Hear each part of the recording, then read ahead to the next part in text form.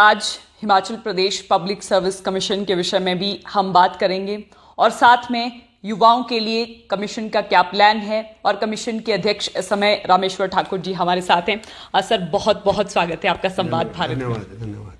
पहला सवाल आपसे, आपके कुछ करीबी लोगों से भी जान रहे थे, जब आपके जीवन के विषय में हम खंगाल रहे थे तो पता चला कि रामेश्वर जी घर का काम भी खुद करते हैं, खेती बाड़ी करते हैं, सेना में भी आप रह चुके हैं, लेकिन आपका पारिवारिक पृष्ठभूमि क्या है? मैं एक किसान परिवार में पैदा हुआ हूँ।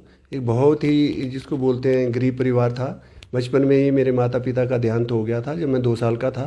उसके बाद मेरे जो हम बोलते हैं मासी मासड़, उन्होंने मुझे पालन पोषण मेरा किया है। वो होमगार्ड में एक वॉलंटियर के तौर पे काम करते थे और आय के साधन बहुत कम थे। तो मैं 10वीं तक एक पढ़ने में काफ़ी अच्छा था, तो 10वीं मैंने बड़े आराम से गवर्नमेंट हाई स्कूल गनाटी से मेरिट के साथ पास की। मेरिट स्कॉलरशिप मिलने के कारण फिर मैं कॉलेज में पढ़ाई करने लायक हो सका, क्योंकि फाइनेंशियल स्थिति अच्छी नहीं थी।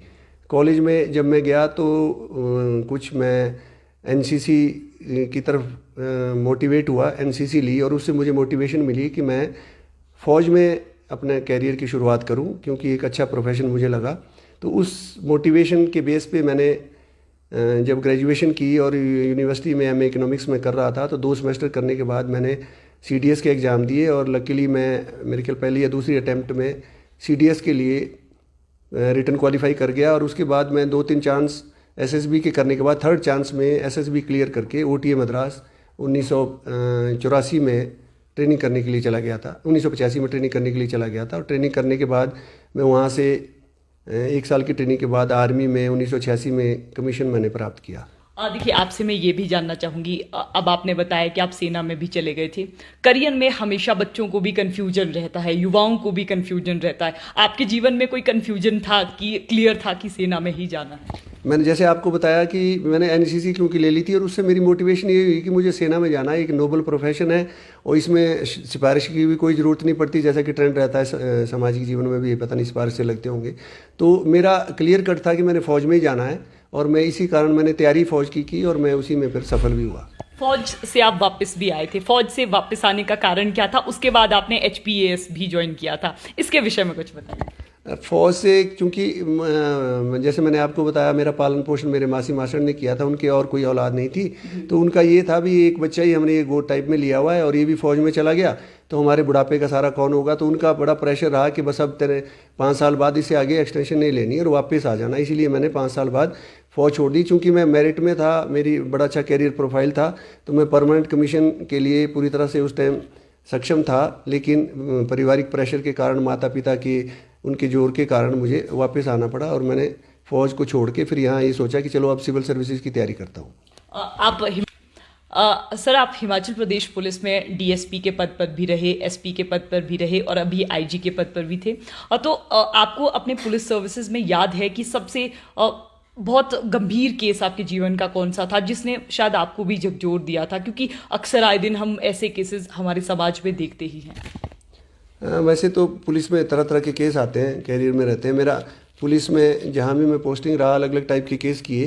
तो 1-2 केसेस का मुझे याद है। एक तो मैं जब एडिशनल SP सिरमौर था तो उस टाइम वहाँ एक रेप केस हुआ था, जिसमें एक मेरे ख्याल कोई लड़की थी बेचारी, वो ट्राइबल एरिया की, उसके साथ कोई ज्यादती हुई थी। तो वो केस काफ़ी फ्लेयर अप हुआ था, स्ट्राइक भी हुई थी और उसमें जो कल्प्रिट्स थे उनको हमने, उस टाइम इतना ज़्यादा टेक्नोलॉजी का ज़माना नहीं था, अलग अलग तरीके अपनाकर अलग अलग मेहनत करके हमारे आईयूज़ ने और हमने उनको बाहर दिल्ली और दूसरे जगह से उठाया था और वो केस काफ़ी फ्लेयर अप हुआ था, लेकिन हम उसमें सक्सीड हुए थे। तो वो भी एक स्मरणीय केस है। उसके अलावा एक नालागढ़ का केस था जिसमें एक लड़की गुम हो गई थी, जिसकी हमने काफ़ी खोजबीन करके कोई 1 साल बाद उसकी डेड बॉडी कुएं से बरामद की थी, जिसमें ये आरोप लगाए गए थे कि इस लड़की का मर्डर किया गया है, लेकिन एक्चुअल स्थिति कुछ और थी और हमने वो डेड बॉडी रिकवर करने के बाद उसकी सही स्थिति सबके सामने लाई थी।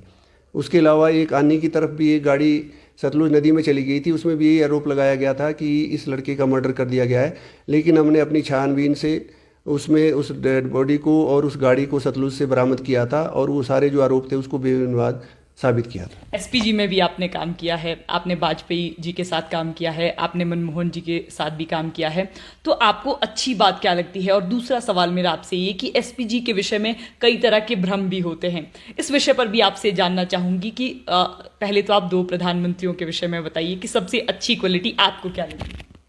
अब किसी की क्वालिटी के बारे में ज़्यादा बताना हर आदमी अच्छा लगता है, और प्रधानमंत्री जो बन जाता है उसकी क्वालिटीज़ तो सबसे ज़्यादा ही बहुत ही बढ़िया रहती है, क्योंकि जो प्रधानमंत्री बना है उसमें ऐसी कुछ खासियत होगी जो उसकी पार्टी ने चुना है और देश ने उनको चुना है। तो दोनों प्रधानमंत्री अलग अलग उनकी प्रवृत्ति थी, अलग अलग उनकी खासियतें थी, अलग अलग उनकी शख्सियतें थी। तो दोनों के साथ हमें खुद को बहुत कुछ सीखने को मिला। उनमें इतनी क्वालिटीज़ थी कि हम लोगों की अपनी जो व्यक्तित्व होता है उसमें बहुत निखार आया। दोनों एक बहुत बड़े पॉलिटिशियन थे, डिप्लोमेट थे, और दूसरे एक नॉन पॉलिटिशियन थे, बहुत बड़े एडमिनिस्ट्रेटर थे जिनका देश के लिए बहुत बड़ा योगदान रहा। तो इन दोनों का ही अपनी अपनी क्वालिटीज़ थी और दोनों के अलग अलग गुण थे जो हर व्यक्ति को हम कंपेयर नहीं कर सकते। देवे गौड़ा और गुजराल जी के साथ भी मेरे ख्याल से आपने काम किया है। वो भूतपूर्व प्रधानमंत्री के तौर पे उनके साथ काम किया। जब वो भूतपूर्व प्रधानमंत्री थे और उनको भी एसपीजी की सुरक्षा मिली हुई थी, उनके साथ भी काम करने का मौका मिला। नरसिम्हा राव जी भी भूतपूर्व प्रधानमंत्री थे, उनके साथ भी काम किया। वो उनकी शख्सियतें भी अलग अलग थी, वो भी अपने उनमें कई क्वालिटीज़ थी, तो उनके साथ भी हमारा अच्छा हमें उनसे काफ़ी चीज़ सीखने को मिली। एसपीजी में आपका अनुभव किस तरह का? एसपीजी एक अलग टाइप की ऑर्गेनाइजेशन है जो एक अलाइट ऑर्गेनाइजेशन मानी जाती है। ये वीवीआईपी प्रोटेक्शन में मेरे ख्याल जो अमेरिका की सीक्रेट सर्विस को देख लें, इजराइल की एजेंसीज को देख लें, उनके मुकाबले में बनी हुई एक एजेंसी है जो प्रोफेशनल एजेंसी है, अपना प्रोफेशनली अपना काम करती है। इनको बाकी किसी काम से कोई सरोकार नहीं होता और अपना जो इनका दिया हुआ टास्क है, जो इनका मैंडेट है एक्ट के हिसाब से, उसके हिसाब से कार्य करती है और अपना काम अभी तक बखूबी निभा रही है। एसपीजी में जाने का निर्णय आपका खुद का था? बिल्कुल मेरा खुद का था, और हमारे एक उस टाइम डीआईजी थे अनिरुद्ध उप्पल जी, जो मेरे डीआईजी थे जब मैं डीएसपी था, वो उनका इसमें बहुत बड़ा हाथ रहा है, क्योंकि वो एसपीजी में एज ए डीआईजी चले गए थे और उनका कहना था कि यार आप फौजी आदमी हो, पुलिस में आपकी ज़्यादा गलेगी नहीं, तो इसलिए आप एसपीजी में आ जाओ, यहाँ स्ट्रेट फॉरवर्ड काम है और आप यहाँ आके करो। तो उनकी वजह से मैं एसपीजी में चला गया था। 6 साल के लिए गया था, लेकिन बाद में 10 साल काट के वहाँ से आया हूँ। वहाँ का बहुत ही अच्छा टेन्योर रहा, वहाँ मुझे पुलिस मेडल भी मिला, अच्छी वहाँ पर चीज़ें सीखने को मिली, पूरी दुनिया का भ्रमण करने को मिला, अच्छी अच्छी शख्सियतों से बातें करने का और उनसे कुछ ना कुछ प्राप्त करने का टाइम मिला। एक नाम आया जब Himachal Pradesh public service commission के चेयरमैन की नियुक्ति होनी थी, तो एक नाम गुमनाम था, रामेश्वर ठाकुर। किसी को पता नहीं था कि Rameshwar Thakur Himachal Pradesh public service commission के अगले अध्यक्ष होंगे। तो ये बातचीत कहाँ से बढ़ी और आपने खुद चुना या सरकार ने आपको चुना था? इस बारे में तो आपको मेरे से ज़्यादा पता होगा जी। मुझे तो जब उस टाइम की सरकार की तरफ से बोला गया कि आपको हम चेयरमैन लगाना चाह रहे हैं, तभी मुझे पता लगा कि चेयरमैन पब्लिक सर्विस कमीशन के लिए उन्होंने मुझे चुना है। कैसे मेरा नाम गया, अलग अलग भ्रांतियाँ उस टाइम आपने भी सुनी होगी, फैली थी, लेकिन जब मुझसे पूछा गया तो मैंने यही अनुरोध किया था कि भी मुझे सोचने का समय दो, क्योंकि मेरा अभी 2.5 साल का बाकी सर्विस पड़ी हुई है और मेरा कोई ज़्यादा इसमें इंटरेस्ट नहीं है। मैं अपने बहुत सालों की भारत सरकार की नौकरी करने के बाद वापस प्रदेश में आया हूँ, तो मैं अपनी पुलिस में ही सेवाएँ देना चाह रहा हूँ। लेकिन जब सभी यार दोस्तों से और प्रोफेशनली सभी से किया गया और सभी का ये कहना था भी कमीशन में भी अच्छे लोग आएंगे, मेरे को अच्छा कंसीडर कर रहे थे, तो ये सोचा गया भी चलो मेरे जैसे लोग आएंगे तो कमीशन में कुछ ना कुछ सुधार होगा या कुछ हम भी कंट्रीब्यूट कर पाएंगे। तो फिर अल्टीमेटली मैंने हाँ कर दी और सरकार ने नियुक्त कर दिया। पॉलिटिकल प्रेशर की आपकी नज़रों में क्या मायने? मेरी नज़रों में पॉलिटिकल प्रेशर का इतना ही मायना है कि राजनीतिक लोग जो होते हैं उनके पास सरकार आम लोगों की उनसे उम्मीदें होती हैं, आम लोग उनके पास जाते हैं, तरह तरह की उनसे काम करवाने की उनकी होती है। वो सोचते हैं भी राजनीतिक लोग ही सारे काम करते हैं और उनका एक कंपल्शन होती है कि जो उनके पास लोग आते हैं वो उनके लिए कुछ ना कुछ, क्योंकि उनके वोटर हैं, वो अधिकारियों को उनके बारे में बोलते हैं। ये अधिकारी के अपने चरित्र पर और अपनी उसकी कार्यशैली पर निर्भर करता है कि वो उस जो पॉलिटिकल प्रेशर आता है उसको कैसे लेता है। पॉलिटिकल प्रेशर उनका एक कंपल्शन है और अधिकारी के लिए कोई कंपल्शन नहीं है। उसको अधिकारी को जो सही चीज़ है उसको सही और जो गलत है उसको गलत के तौर पे पॉलिटिशियन को अपना व्यू पॉइंट बताना होता है और उसी सही तरीके से ही काम करना पड़ता है। तो आपको कोई पॉलिटिशियन कभी तंग नहीं करता है। Himachal Pradesh public service commission पर भी अब हम आपसे ज़रूर बात करेंगे।